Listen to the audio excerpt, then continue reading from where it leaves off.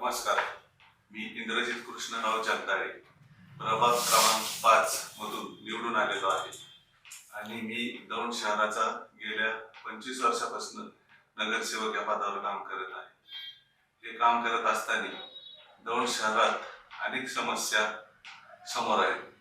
ह्या समस्या कशा मिटवायच्या हे आत्ताच्या नगराध्यक्ष पदाच्या निवडणुकीत दुर्गादेवी हा विजय झालेला आहे.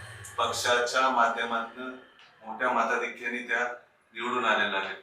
कारण गेली 40 वर्षे एका व्यक्तीच्या हातात सत्ता असल्यामुळे दौंड शहराचा तसा विकास झालेला नाही आणि दौंडची एक वेगळी ओळख निर्माण झालेली आहे. ती ओळख पुसून टाकायची आम्हाला. स्वच्छ शहर, सुंदर शहर असा करायचा आमच्या अध्यक्षांसहित आमच्या सर्व नगरसेवकांचा असा मानस आहे.